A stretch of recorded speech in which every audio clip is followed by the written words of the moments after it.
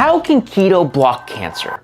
In this video, I promise to answer that question based on brand new research, but first, I want to dissect why some people, maybe you, have an adverse reaction to the idea that keto is anti-cancer. So here's my high-level take. People see keto as an elimination diet where you just cut the carbs.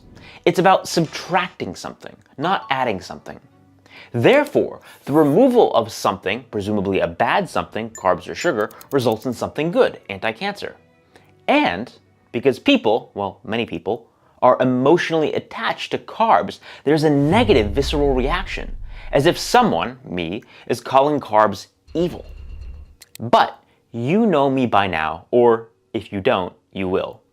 And with me, there's always a different frame, a different lens, a different perspective.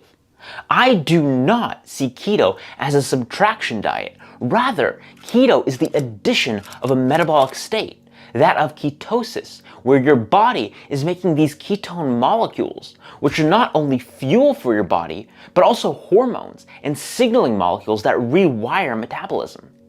Yes, I said that. Ketone bodies, in particular the ketone body beta-hydroxybutyrate, is much, much more than gas for cellular engines. It can be the freaking steering wheel. And I'll prove it to you. Enter this paper, Ketogenic Diet Reshapes Cancer Metabolism Through Lysine Beta-Hydroxybutyrylation.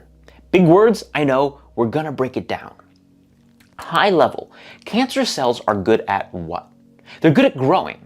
To do this, they require metabolic reprogramming that upregulates pathways that facilitate growth. And this includes the sugar breakdown pathway of glycolysis, which breaks down sugar, glucose, into smaller carbon molecules, pyruvate, and downstream of that, acetyl-CoA. You don't need to know those terms, just throwing them out there for jargon's sake. Anyway, these can be used as carbon building blocks for growth, provided the cancer cell can divert them as building substrates, which cancer cells are pretty good at doing. And if you want to learn more, Google Warburg effect, but that's beyond the context of this video. Anyway, we're staying high level. So, cancer cells often rely on glycolysis to break down sugar to get energy while also making building blocks for growth. And they're typically good at turning on the master regulator, or one of the master regulators of growth too, protein complexes like mTOR, mammalian target of rapamycin. So now that we have this foundation, this is what the paper found.